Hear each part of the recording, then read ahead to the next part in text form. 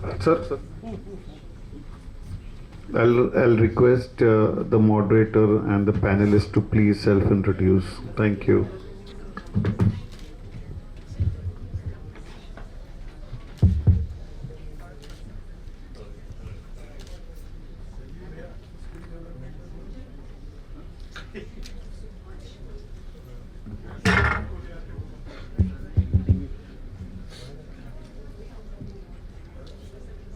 Good evening, ladies and gentlemen.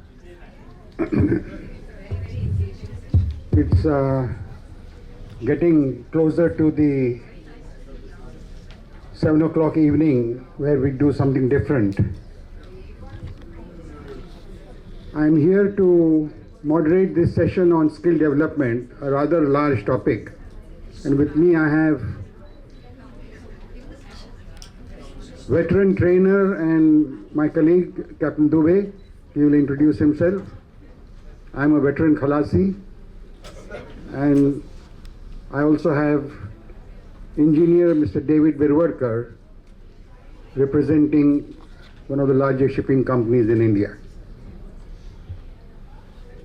After the introduction, I will give opening remarks and request the two panelists to give their views, and then open the question and answer session for the audience. Thank you, Mr. Manoj Yadav and Mr. Rao for providing this opportunity to participate in skill development.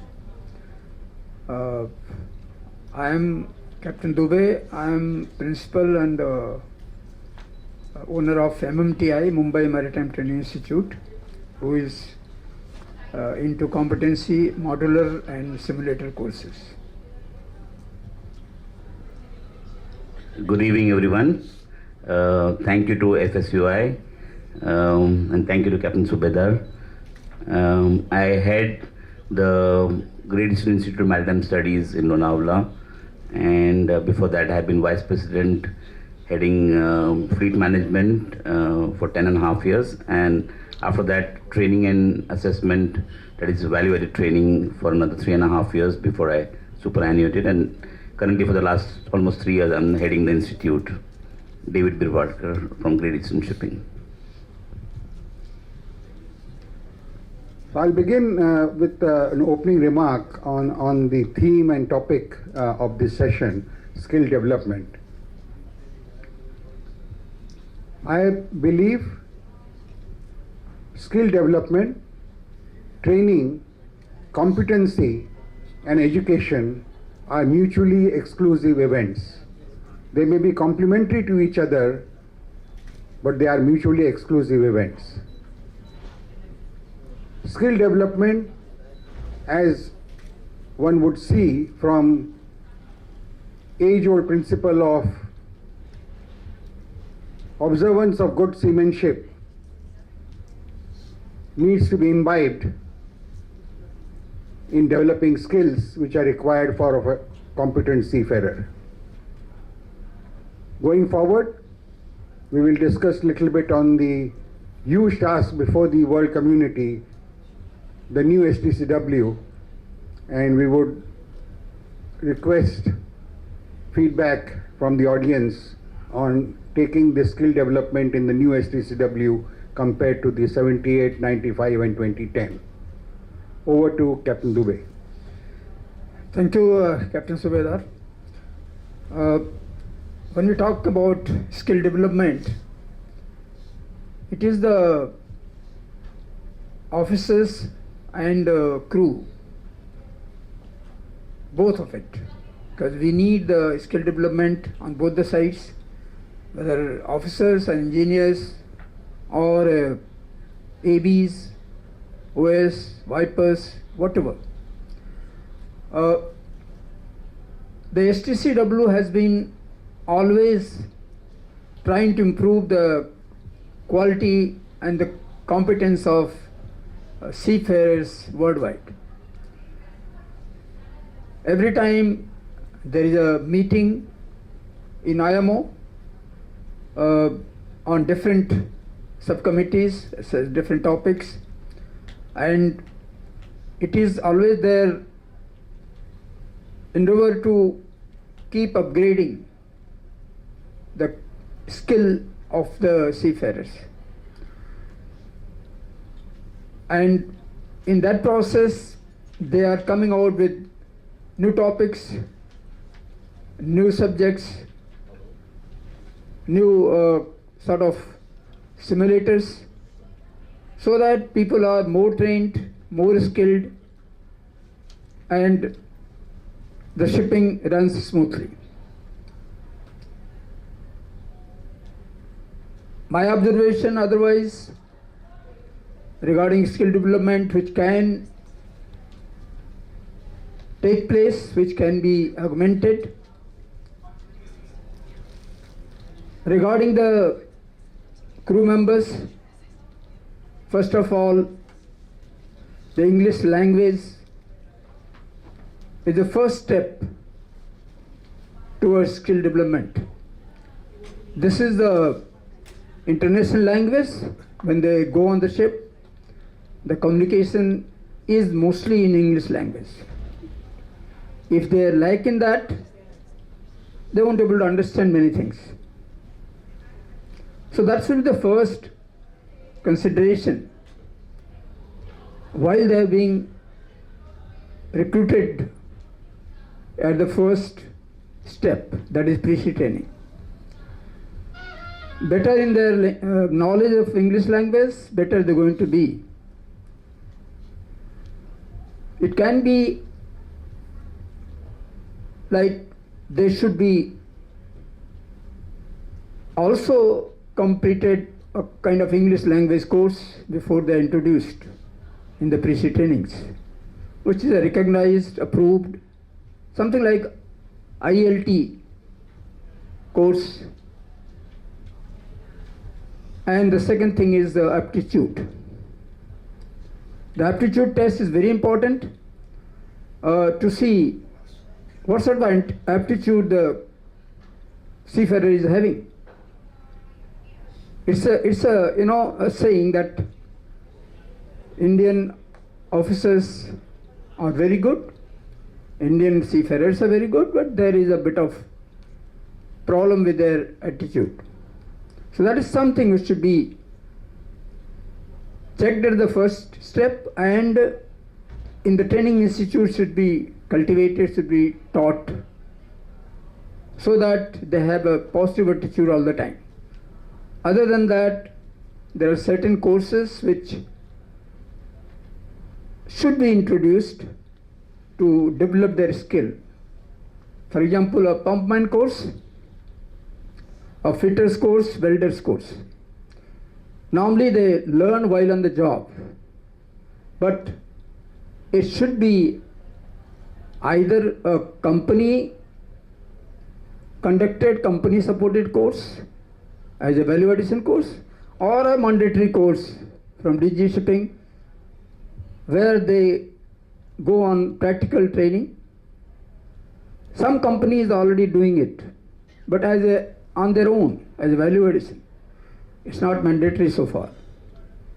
So that's what I have to say on this skill development. Thank you. Mr. David. Yeah, thank you. So, though I agree that they are mutually exclusive, I firmly believe that they follow each other, they augment each other. Like you start from the basic theoretical training which you take in the MTIs with the pre-sea, followed by the practicals along with that training. Then you add on with that with the competency-based training where you augment this earlier training, and which you learn partly on board the ships, and then followed by exam-related training. Then you upskill it for the future for competency exams, and also based on the machinery which you are handling and the latest technology which comes in to handle the latest machineries. Then again the latest regulation which come in, so again you need to upskill again with the value-added training so that you are in line with the latest requirements and also the latest technology which are on board the ships. So this is in short, basically I thought I will just explain that or say what I feel about it, that these are totally augmenting each other. So we need to constantly keep upskilling apart from training, competency related training which we are doing in our MTIs. The constant need to be there so that we are amongst the best in the industry and not lagging behind anytime there is a comparison or competition between other countries where our seafarers are still a preferred lot. Dubey, while you mentioned language, since international shipping cannot per se mention only English or any language like that, would you say that the new STC preparation now should take on board a competency within, say, chapter 6 or chapter 1, 2 and 3, communication course or communication competency to go forward? Yes, there is already there communication and phrases is already there, part of the STCW. That is something which they don't really consider it as a competency, but it is a kind of qualification, eligibility, which everybody keeps in mind when they are recruiting the new seafarers. So I feel that it should be controlled at the pre-C level. The STCW has got provision very clearly there that English communication and phrases. Therefore, I feel that it should be done at the pre-C level, and there should be some compulsory course the candidate should have done before he comes and gets selected for the pre-C training. Thank you. So would you say, Captain Dubey, that in the national provisions regulation 1.5, could we add on 10+2 science education or something like that? Yes, they have so far they have not talked about it in STCW. They are only talking about the A's and also the sea time requirement at the first step of examination. And different countries have got different levels of entry. For example, for GP rating it was 10th standard. So therefore we can't put 10+2, and GP ratings also have got a chance. If they have, if they are up to the mark, they can always come to the second met level later on. I think it should not be the part of STCW, because otherwise it's going to be different for different nationalities and may not be accepted. Yes, sir. Mr. David, could in going forward a technical course competence should be included in all the levels of support, operation and management level? I think most definitely. In fact, being part of the STCW workshop, where I'm part of the STCW team for the DG, what is that they are leading. In fact, I have been mentioning it most vehemently that computer training is just part of ETO training, and I think all officers and crew should be familiar with computer training, because computers have become such a huge part of our shipboard applications and knowledge, and there is no such structured computer training as part of the course curriculum. So that is also one thing which I thought should be added.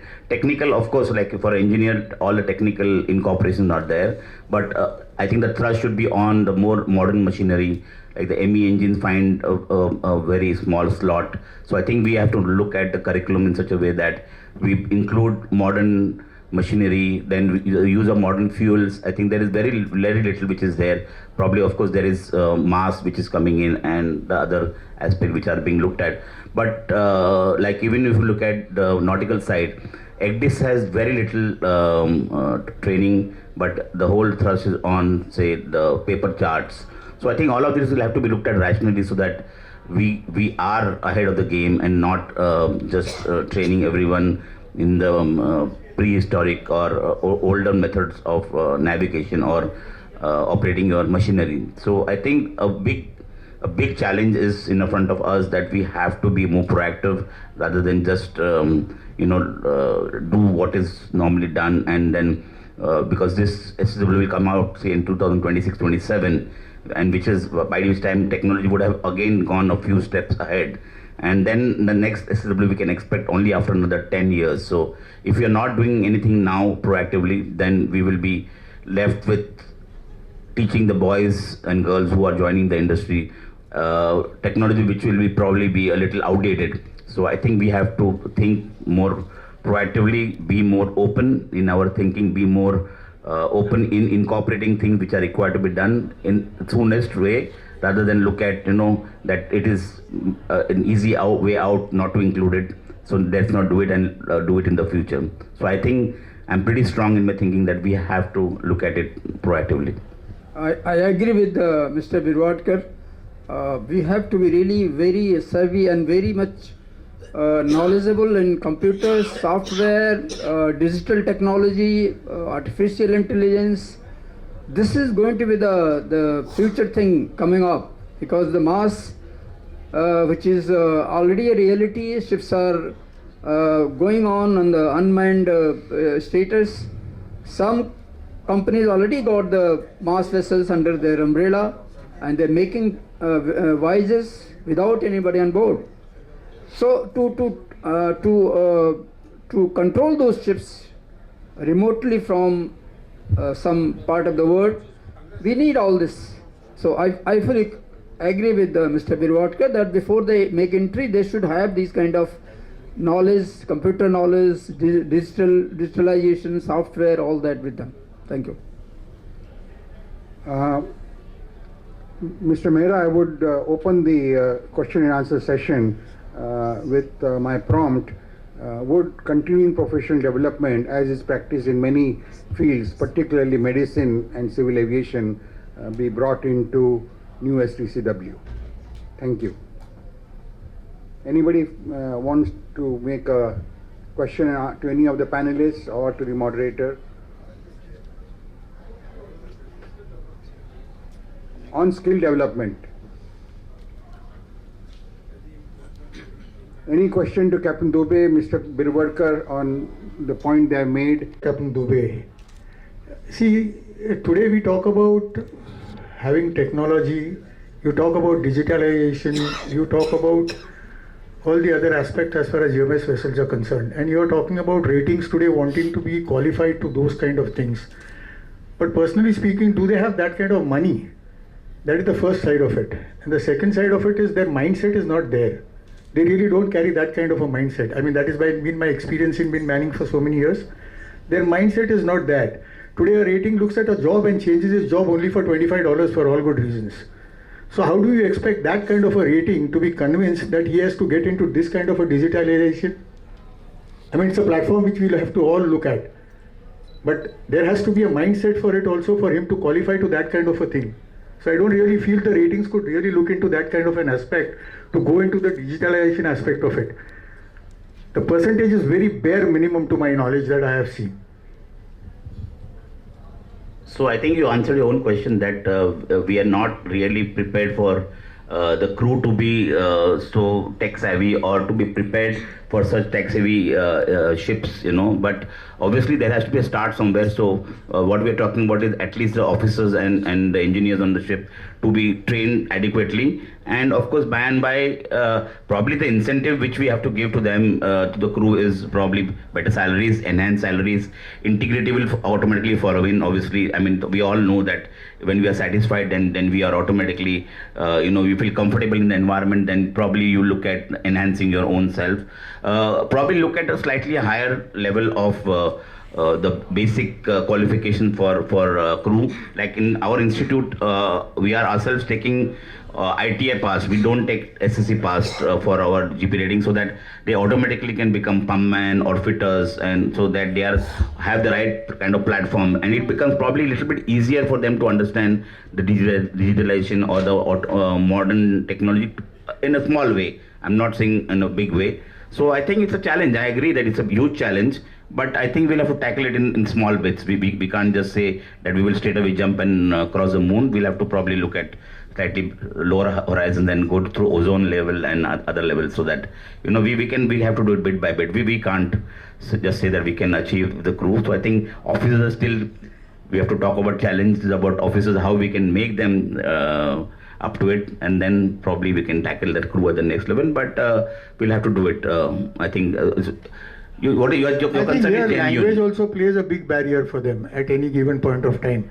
I mean, if you're looking at a flag of convenience kind of vessels which are there, the Indians are really, the ratings really fall back because their language barrier the difference is a lot between their understanding. So that fallback is also there for them, So for them to have this kind of a far technology kind of a digitalization aspect to be looked into, I think it's really going to be a hard-pressed factor for them.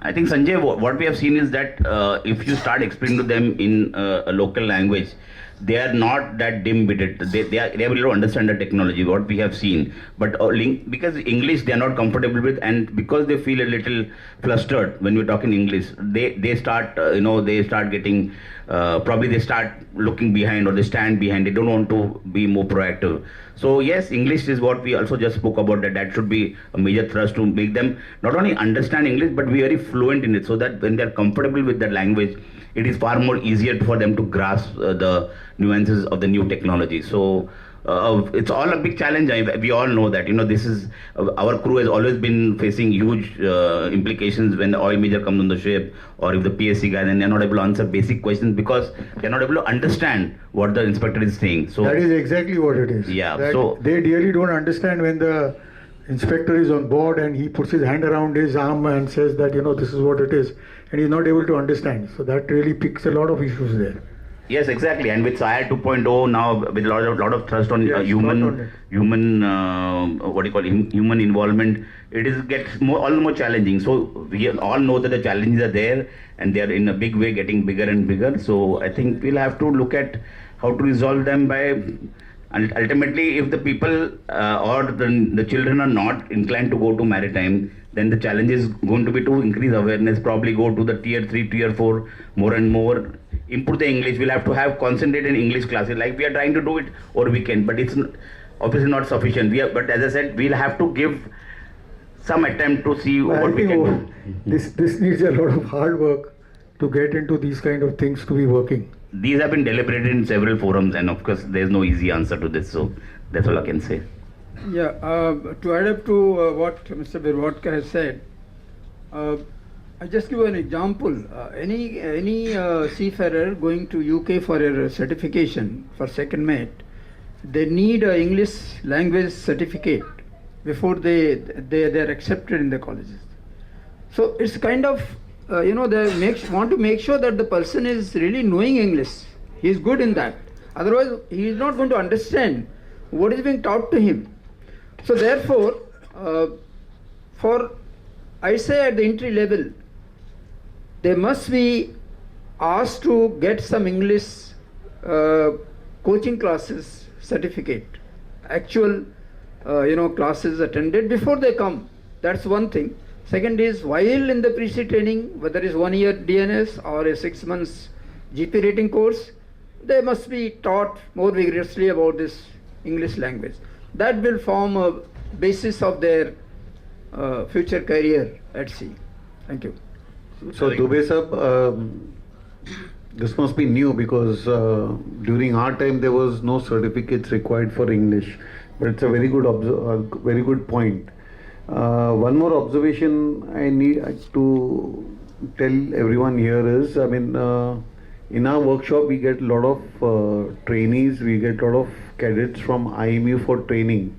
We know that's a place where we showcase and we show them a lot of things. But when they come, we've seen that most of them are from rural India and they cannot speak English. They cannot converse in English. So English speaking in pre-sea training, as Dubey sir has said, has to be enforced. It is something that needs to be taken up. Maybe engineering subjects can be a little lighter, but this English is something that they need to start conversing in. Thank you. Fully agree with you. That's what my view also. Thank you. Any more questions on skill development? Having heard the panelists and yourself, Sanjay, I am aware of two papers or two proposals going forward. Is ICS in Japan, both are talking about 3-level technical course that would go into chapter 6 at both all the 3 levels of support. That would be rating, operation, chapter 2 regulation 1, chapter 3 regulation 1, and for the management level, a technical course which will bring in appropriate digitization, artificial intelligence, machine learning, all these things would be in that course, and it will become some kind of a chapter 6 competency table. On the language, I am wondering, since English can't be mentioned, but like Captain Dubey mentioned, the MCGA requires English competence before one can apply and appear for second mates in England. Similarly, in EU countries, wherever there is acceptance of mutual recognition, etc., each country would require that language to be known. And I know from my days of where few of my batchmates who went particularly to Hansa lines in Germany, way back in before STCW days, had to know German language before they took their second mates there. There were very few of those vintage who dared to do this kind of thing, but even then there was a requirement of that administration to know the language. So I would be putting up a proposal from our side while this group discussion is going on identifying gaps, that there is a need for communication language to be part of the competency table. Why I am saying competency tables? Because otherwise it would be not uniformly implemented across the world. Any more questions, please? I'll just try to add a comment. I mean, it's just a comment or a concern rather than a comment. Whilst we know that the standard of MTIs for engineering, engineering and nautical side and for ETS is pretty okay, you know. But when you look at the crew training and the number of institutes churning out GP ratings with a very, very poor competency level, I mean, it's just a business, a very commercial setup. We are going to find a market with not so good or pretty ordinary GP ratings, and that will consistently go on if these institutes continue to exist. No particular bias, but it's just a concern because we see these ratings who they come for employment to our company also, and in no way we can take them, even if you want to be very considerate about an emergency on your ship, you know, because the of competency, the level of communication and the level of the understanding is so very basic and poor, and I would say that that the market consistently getting such ratings is going to be detrimental to India's course to increase the percentage from 12 to 20 is what DG is talking about. I think that will probably not be a good step in the right direction. So I think that is something we have to be concerned about. SW can have its own course of how we want to develop it, and all other regulations coming in. The practical side is still not that rosy, I would say. Hello. Yeah. So talking about the English competency in English language, I remember that during late 60s and early 70s, there used to be a what do you call it, paper in the second mates. You see that competency examination, second mates competency examination, there was a paper in English language, and that was a failing subject. In fact, I knew a number of boys who had passed the whole thing and they got C in English language and they failed, you know. Again, they had to appear for the second mate. So I wonder if that continues or that has gone, you know, I don't know. No. Captain Kumar, you're talking pre-78 days. my vintage and before. There was an English paper, both in England and in India. The STCW 78 did not have that mentioned in the convention, so that got lost, and there is a UN cry now to bring back something on communication and skills of that nature into the STCW. Let's hope that this gap is identified by more people at the intersessional working group, which will meet in London in October, and going forward we should be able to see some kind of a language communication competency going into the competency tables. There being no questions, thank you very much, panelists, for being with me, and thank you for the audience for their searching questions, if I may say so, and we take leave from this session. Thank you, Mr. Mehra.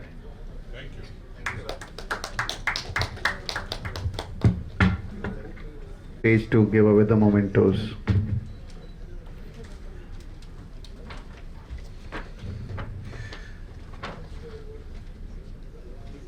Come and join with me. No, you can continue, sir. I have given one set full. Sir, can I request you to give it to Subedar sir, please?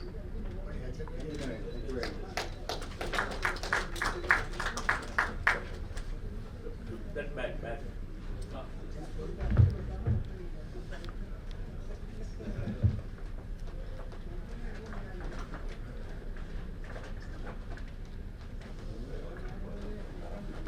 Rao sir, can I request you to give it to Captain Dubey, please?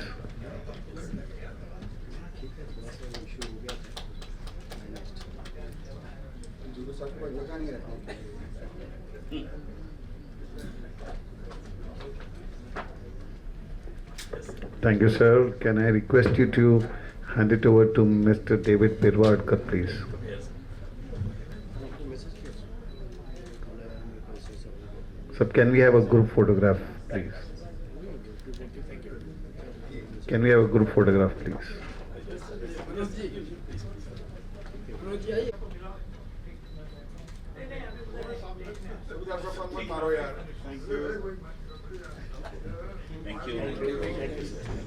Can I request Subedar sir to please stay back for the next session? Today we have a difficult topic.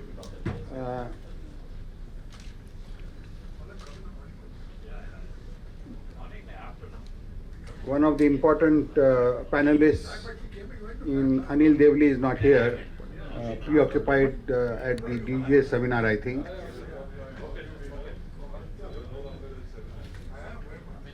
The theme and topic for this session is cabotage.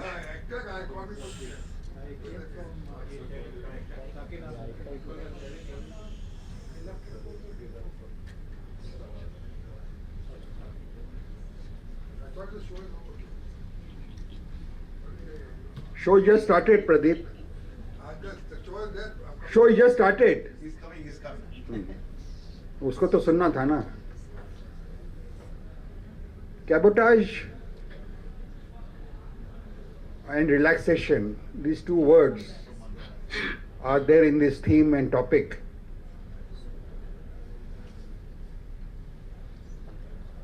I have been, as President and Director of Shipping Association and shipping companies, been always opposed to this idea of cabotage or reservation, as I call it. आज की सरकार तो जो बनने जा रही है is a reservation सरकार. On my left is Mr. Narendra, who will perhaps speak for the cabotage, and I will probably tailor it down to a little more realistic level. Because cabotage, as mentioned in, not as a law, but Merchant Shipping Act section 406 is what cabotage is all about. Cabotage is a French word which meant doing reservation for a purpose. I personally believe in Merchant Shipping Act 1958, Section 406, under subtitle Control of Coastal Ships, has misled this terminology, and we have not seen any benefit coming out of cabotage under that section. Neither the coastal shipping has grown, nor the fleet has grown. We carry less than 10% of EXIM cargo. We carry less than 2% of domestic cargo. We have a good opportunity just now with Singapore congestion. Imagine if there is no cabotage law, we would be able to move those containers on the coast of any flag to A to B without difficulty and reaping the benefits of this congestion in Singapore. आज क्या है? Appropriate vessel is not there. NOC लेने जाइए. So the tender and NOC is structured in such a way that one of the players is somehow made to put a vessel forward for carrying that cargo from A to B. Whether it is economical or not is not the consideration. So I leave it to Mr. Narendra to give his view on this topic, and we will take a few question and answers on that. Okay, I use this podium because I have certain papers with me. Okay.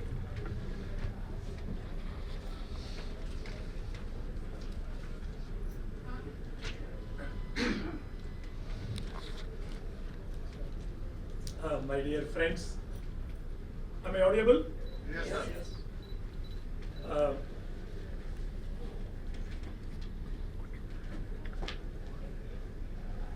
My dear friends and colleagues and industry luminaires, I would like to thank all of you for having given this opportunity.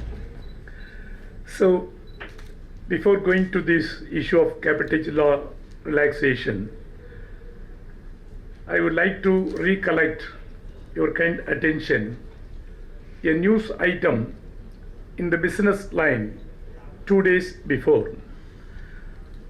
It says the Indian government plans to set up a new shipping company within next 10 years to expand its fleet by at least 1,000 ships. The joint venture of this shipping company may be consisting from oil, gas and fertilizers industries, along with some shipping corporation of India also. They will be joining with them. The main purpose, the news item says, the main purpose is to reduce the freight outgoing to foreign firms.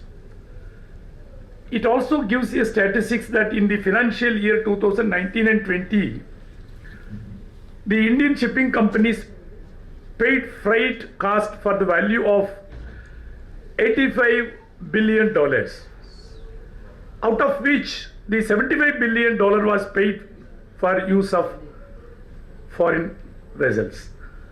In this background, the erstwhile government, why I used to use this terminology, you may be aware, the incoming government may consider, or we may give some pressure from other parts, etc. So the erstwhile government decided to relaxation of cabotage law, and it expected to allow foreign ships carrying coastal cargoes. In this context, what we feel, if some of the Indian seafarers, those who are engaged in the foreign flag vessels, get some tax concession, but while tax concession is giving outside India is not applicable to Indian seafarers, then the utmost attention has to be paid in this particular issue by the finance ministry of the government of India. Unless otherwise, the attraction for the seafarers will be always on the foreign shippings. This issue we have decided to take up at our trade union level. when I speak something in the trade union level, you don't consider me as a trade union leader. I'm a trade union activist. I'm a trade union activist. Since last so many years, whenever the shipping industry also felt some serious issues, we used to interact, we used to intervene in many issues. I would like to recall your kind attention. One of our left MPs representing from Kerala is from Rajya Sabha, Ilamaram Karim. We used Ilamaram Karim to represent this issue of relaxing cabotage law. Similarly, the other remaining issue which I would like to join along with that, the scrapping of the age-old ships that are without any background or without having any assistance to how to rehabilitate the shipping companies after scrapping a ship vessel going to purchase, or financially how they are going to help. So these are all the biggest problems. So as far as in the trade union angle, we used to intervene in this issue of cabotage law relaxation, because when the foreign flag vessels captures the cargoes and Indian shipping companies will reduce its cargo throughput, then there is a danger of employment opportunity of the seafarers. So in the morning session, many of our speakers have said already, now it is almost the 12% of the global seafarers are representing from India. So in this situation, we feel that cabotage law relaxation should not be implemented. And moreover, a shipping company which is trying to come up, or a startup companies which they are going to purchase any ship by approaching any financial institutions or banks, they may immediately ask when the cabotage law is implemented, how far you could mobilize the local or coastal cargo, etc. These are all the important issues that is there.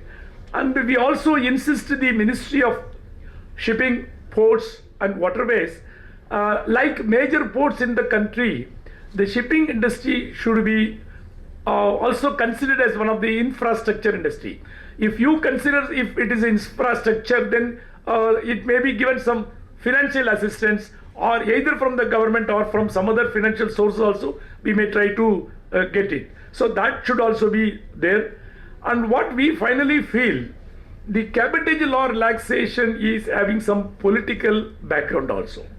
We feel it may be a right or it may be a wrong. Our apprehension is the government is lobbying with some foreign shipping companies, thereby allowing the ships in EXIM business meant for agriculture, fisheries, fertilizer, commodities in domestic routes, even without proper official permission from the DG shipping also. That is also one of our serious apprehension. So the government should rather pay much attention on solving lot of the problem which already the coastal shipping companies are. These are the very important issues which I would like to highlight before this August body. And very recently this safety also, morning they have spoken about that. Recently I have already told you in the morning my inaugural speech also, the reason the ships which has been taken by MV Dali and similarly MSC Aries, where the seafarers are also taken by those Iran and as well as the America. So the Iran has released those seafarers. So these are all some of the serious issues in which the union is also always intervening. What I would like to conclude by giving my opinion, the trade union is not only for the seafarers or the employees. The trade union is one of the main stakeholders of the maritime industry. Whenever by relaxation of the cabotage law, the industry is getting a problematic view, thereby also the union will rise to the occasion, and we also very strongly oppose the relaxation on various aspects, including the employment opportunity that would be snatched away by relaxing this. So we have already represented this issue through our federation, through our All India body, and even in future, if the ensuing government tries to bring it again, at most we will take up our level, we will go for some industrial action, we will be with the industries. Thank you.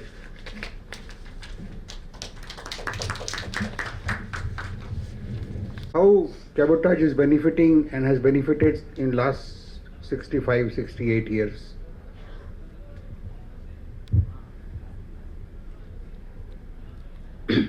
In comparison, what I would like to say, normally there is a small story. When you speak about democracy, freedom, a big fish swimming in the sea water is going to catch the small fish. The small fish is asking the big fish, you are going to swallow me. What is the right? What is the democratic right? So I am also a fish, you are also a fish, you are trying to swallow me. Then that fish say, if you could, you can swallow me. If you could, you can swallow me. Like that, competing or giving a relaxation of cabotage law by allowing foreign flag vessels to handle the coastal cargo, when the Indian flagship shipping companies, they themselves are struggling for getting the cargo, there is no solution. For that, there is no proper implementation, there is no planning for the government of India.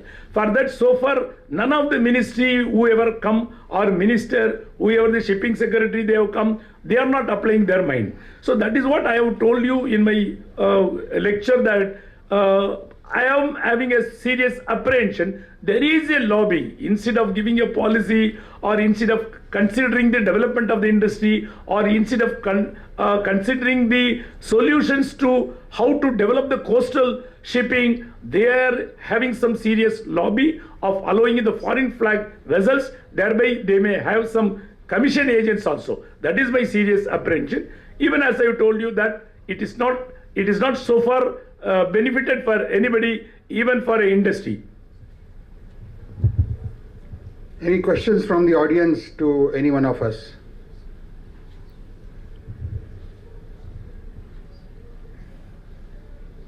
Yeah, go ahead. Customer shipping. Good evening. I just wanted to ask Mr. Narendra just a question about the seafarers, Indian seafarers. Almost 80-85%, I think you know the exact number, are on foreign flag ships. So that is the largest employer currently for Indian seafarers. So we see that a lot of academies of these foreign seafarers, the foreign shipping companies, are typically not based in India. As you know, Philippines, Ukraine and others, they've overtaken India in terms of supply of seafarers. So would you look at even lobbying with the government to see that the core ship management, because currently the model is that only the crewing agents are in India, and the technical management contract is typically in an offshore place, for example, Dubey or Singapore. So is it something which is in your focus that these technical management contracts are brought into India so that more and more Indian crew gets recruited by these international shipping companies and there is more employment to Indian seafarers? Absolutely, I agree with your point. But basically what we would like to suggest to the government or the concerned agencies, why these Indian seafarers are more attractive to get employment opportunity in the foreign flag vessels.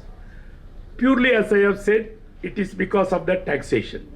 If the Indian seafarers are getting employment in foreign flag vessel, they are getting the tax exemption. In that case, what is that is the total globally, out of total seafarers in globally, only 12% are there. What these 12% if exempted a tax concession for the same for the Indian shipping companies when they are employed.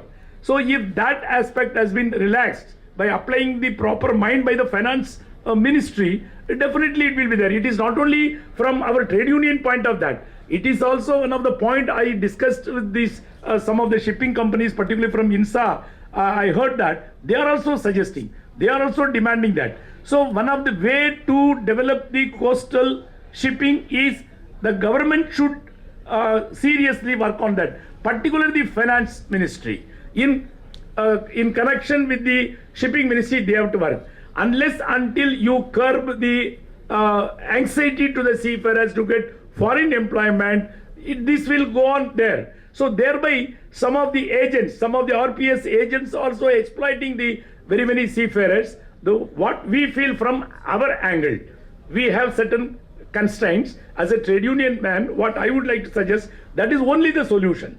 Many of the people now, what happened, one ship they want to go, immediately they want to get some chapa in their CDC. Next time they are always wondering for a foreign shipping because they know what are the benefits they could be able to get. So that is why our utmost priority, even the ensuing government if comes, we will definitely take up this representation. That attraction should be first of all removed. Even if they are working in Indian flag ships, they will be given such a concession. That only the ultimate solution. That is what we feel from our angle. So my limited point was that the main employers, because Indian shipping currently, I mean, we can talk further about this, but currently the number of Indian ships are not enough to accommodate the number of Indian seafarers. So a very large number of Indian seafarers are serving on foreign flag vessels. If 80% of your employers are foreign ship owners, would your focus not be to increase that particular employment venue? Because currently on the foreign flag ships, other nationalities are making inroads because of the technical management and comprehensive technical management contract. So I understand your point on cabotage, and that's a different issue, and that's your focus issue. But I thought if 80% of the Indian seafarers are on foreign flag vessels, would the primary focus not be to ensure that more and more Indian seafarers go on foreign flag vessels, because that's an expanding market, and you can't compare Indian tonnage to the rest of the world, and we are one of the primary suppliers of seafarers to the global shipping. So a focus on global shipping and supplying more and more skilled high-level manpower to LNG carriers, LPG carriers, would that not be the primary focus to get employment rather than just the 15% who get on Indian ships? I fully agree with you, but what you said, the further aggravation is there. Further aggravation, further seriousness of taking employment opportunity of the Indian seafarer is there because of the another reason circular, scrapping of the age-old ships. That policy was also taken by the government without applying their proper mind. First of all, when they take such a decision, they may say green ship, that ship, this ship, whatever it is, etc. But before taking that decision, if the companies are forced to scrap their age-old ships, how to rehabilitate those companies, how to replace new ships, then to replace the new ships or to rehabilitate the company, or they have to procure new ships. What are the financial sources out of them? Whether the government is going to give any subsidy, or these companies can apply for any loan from the financial institution in India or in abroad. Even if they go for such loan or financial assistance, immediately this cabotage law will come again. So they may ask, what is your assurances? How much of the cargo you can carry within a year if you purchase a ship? So this will further aggravate. That is why at a stage both cabotage law relaxation as well as scrapping of the age-old ships, we tooth and nail we oppose. Unless and until there is a policy of replacing that, there is nothing will happen. Further it will aggravate. Again and again, there are already 250,000 CDC holders are there in India. So if both this policy comes, both this cabotage law relaxation as well as this scrapping of age-old ships comes, it will further aggravate the unemployment problem in the among the Indian seafarer. As you rightly said, that they may again try to go to foreign shipping companies, thereby the agents will exploit them. That is what we would like to say. We will tooth and nail oppose both this cabotage law relaxation as well as scrapping of old ships. Thank you. Yeah, just I was one of the richest inland inland sector with more than 111 operating rivers, more than 14,000 or 15,000 kilometers that inland ways, with more than 7,500 kilometers the coast area. Rather than focusing on this cabotage, If government focus on this development of the inland sector, that will definitely accommodate more than 20,000 or 50,000 seafarers in the river class as well. So just government came with a project called Sagarmala and started some sort of that training from Ganga river to this area. That is not actually working.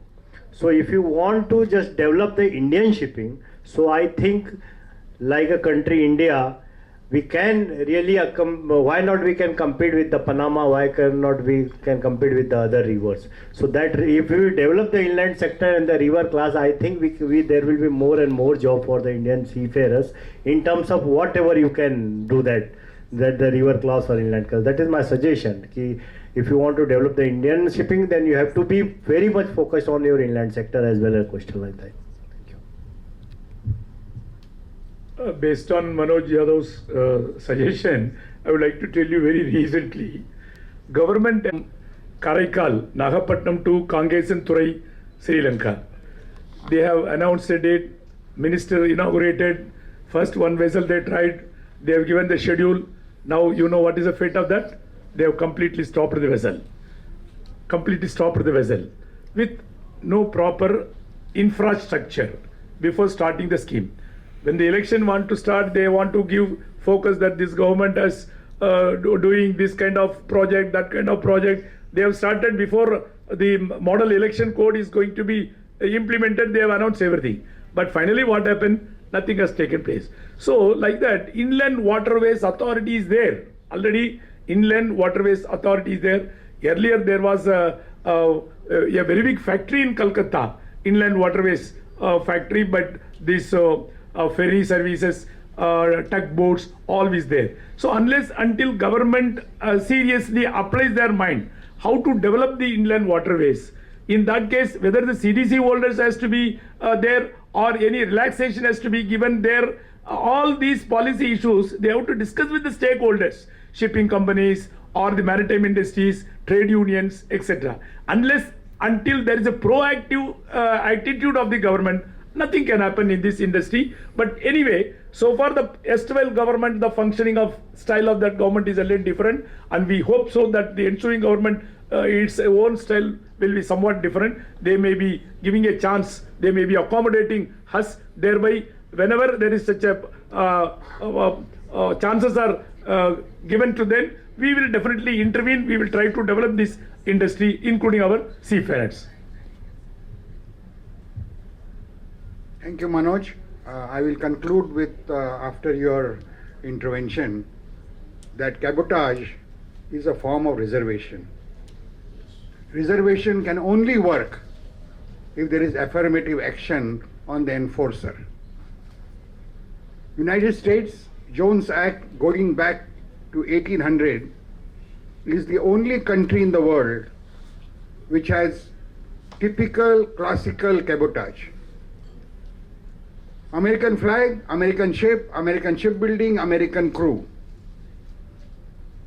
They have no merchant navy left. But because it is a large importer and exporter of goods and services, it manages world trade. Going forward, the example which of the ferry Mr. Narendra gave was a foreign flag vessel, inappropriate management, given to SCI to handle. It didn't work. It will never work. I have 10 million tons of cotton to move on the coast. I have no vessel. I have 3 million tons of wheat to move from Varanasi to Chennai. I have no vessel. So if we want cabotage to go or stay, we have to be very careful. If it is reservation based, then it must have affirmative action on the part of the government. If it has to go, then God save the Indian fleet. Thank you very much.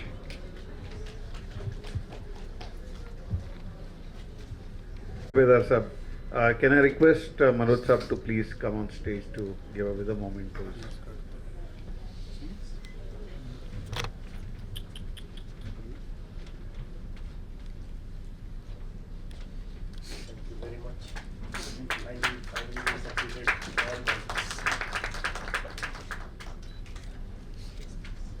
Narendra sir, please. Yes, sir.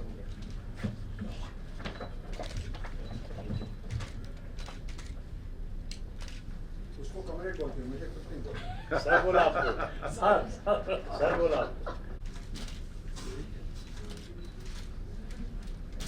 Thank you.